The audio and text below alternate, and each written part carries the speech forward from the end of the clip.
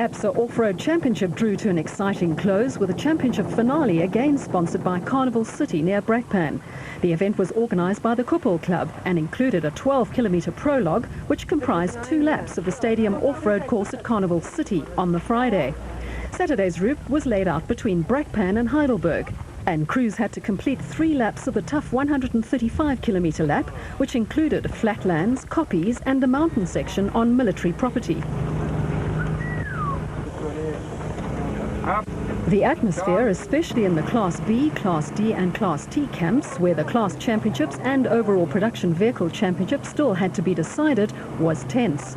For others, like Shamir Variawa and Nadeem Dudhir, the event would be an important showcase for their talents and high-tech machinery. No, you're fine, don't worry, the car's looking nice and clean. I like the...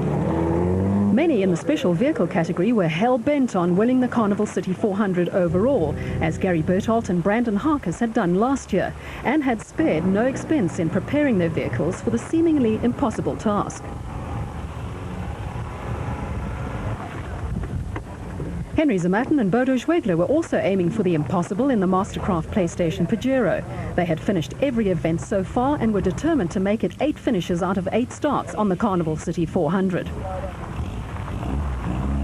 The Class B Championship would go down to the wire, with former champions Marcus Taylor and Mark de Chalane pitted against reigning champion Giel Nel, while the Bosel N1 4x4 team was hoping to pull off its first-class win of the season. Good morning. The GBS racing team had had a season of mixed fortunes. Reigning Class D champions Hein Grobler and Gerard Prinsloo had only finished 3 of the 7 events, with their best effort a second in class on the Sun City 400.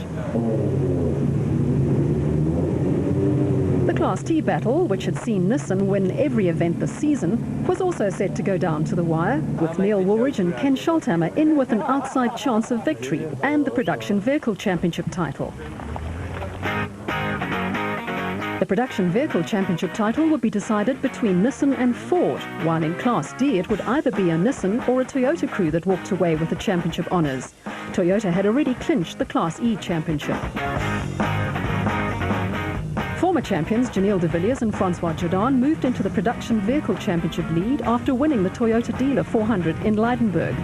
Proudly South African Nissan teammates and reigning Production Vehicle champions Hannes Grobler and Richard Leek trailed de Villiers and Jordan by 2 points, and whoever won the Carnival City 400 would claim the coveted championship. It's a nice situation on the positive side to be in. I'd much rather have to manage this situation than be trying to think about winning a championship 3 races ago. So that's good from that side. But yes, it is a tense period and difficult one for us. But the first rule from our side is, or Nissan side, is the cars mustn't be put at risk by the drivers because we must finish, the event. So that's the first ruling that we've given to both the drivers. And I've suggested to Hannes that where he is in the championship now, that he should support Janelle, as we've done in the past.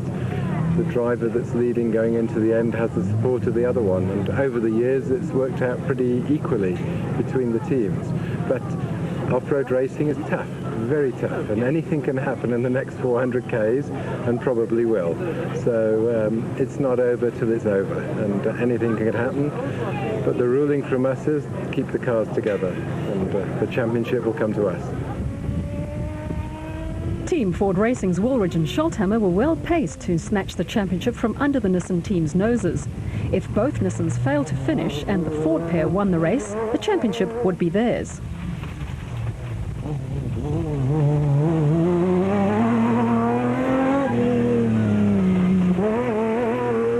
Situation once before with ourselves in the Toyota many years ago at the Roof of Africa, and we only needed 1 point from the race, and the Toyota had to win the race, and we had to drop out totally, and that's exactly what happened then. So we lost the championship. So yeah, we're in with a chance. Unfortunately, the Nissans have got to have a problem for us to win, but we'll be pushing hard, and hopefully excuse me, that the 2 of them can take each other out, or maybe we can find some sugar to put in their tank or something like that. But yeah, it's been a good event for us. We've won it twice out of the 3 times we've been here.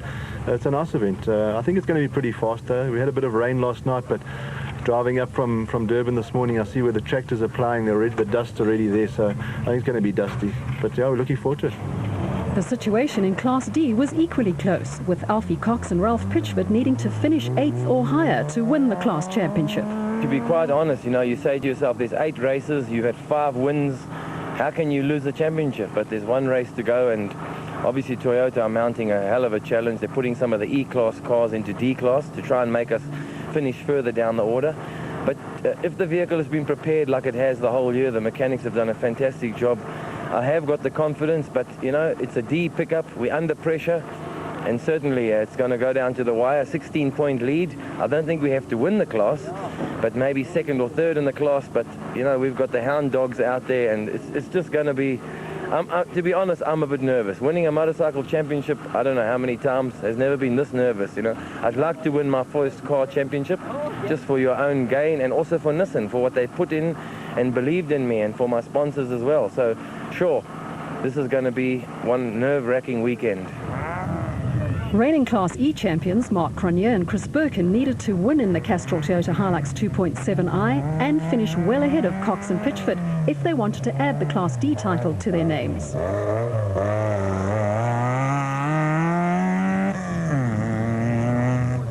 Championship at the moment is looking really, really close.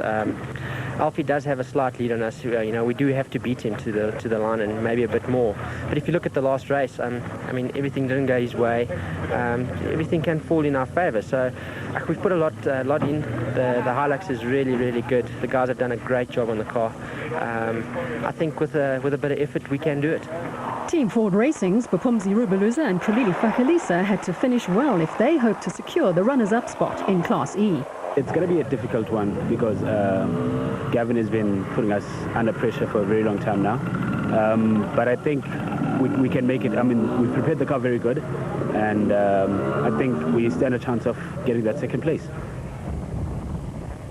Gavin Cronje and Robin Houghton had 2 non-finishes, some spectacular crashes, 2 third places and a class win in 6 starts in the Class E Castrol Toyota Hilux 2.7i, and were hoping to grab 2nd place away from the Ford pair.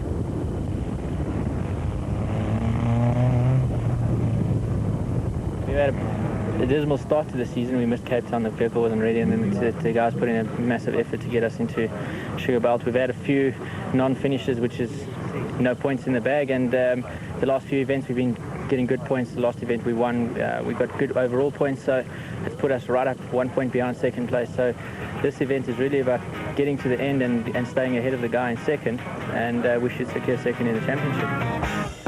With the overall special vehicle, Class A and Class S championships already wrapped up, the Carnival City 400 would be the Class B championship decider and also settle the remaining podium positions in the classes. The Special Vehicle Championship was decided with 1 race to go, when Atang Machekaneni and Bucks Carolyn romped to victory in the Total Jimco on the Toyota Dealer 400. Machekaneni has won 4 races and Carolyn 3 to give them an unassailable lead in the championship. Former Class B champions Marcus Taylor and Mark Duchelaine had the Class B championship all but sewn up, but then disaster struck within the sight of the finish of the Toyota Dealer 400. A failed transmission on the JRE allowed reigning Special Vehicle Drivers champion Giel Nel to nip by and grab the Class B win in the Look ATE Truggy. We've got no oil left in here. Yeah, I think it's more a race of attrition than anything else this year. Everybody's been falling by the wayside. We haven't had a particularly good season, but we still find ourselves at the front. Giel's been making it tougher and tougher as the season's gone on. He started badly, but he seems to be getting his act together as he's coming to the end, as he normally does. So I think today it's a case of keep track on Giel this weekend, and obviously in order for us to win the championship, Marcus needs to finish in front of Giel, and we've got to keep an outside eye on Audrey Roots and Dion in their car, because if they finish in front of us, they can potentially put me off for the Navigators as well. So we got a fairly good chance this weekend, but I think Giel's going to make it tough. Nel traditionally has a slow start to the season and then builds up steam in the second half to invariably put the competition to the post. It's the same thing over again. 3 years ago we had basically the same situation, and last year I had to finish as well, and this year it's down to the wire again. I mean, and you just get no chance to relax. You can't just go and think, okay, I've just got to finish the race. You've got to go out there and race to win the championship.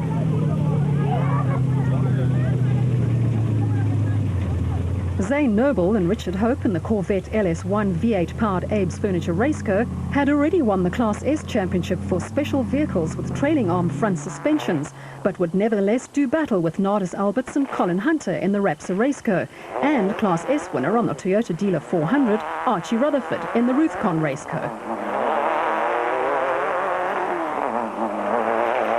We've won this event last year in Class S. I think it's only because we finished, so the old story about being able to win a race, you can only do that once you finish the race. If we finish today, I'd like to think that we can win our Class S. Unfortunately, the championship has already been taken, but that comes down to who's going to be second here.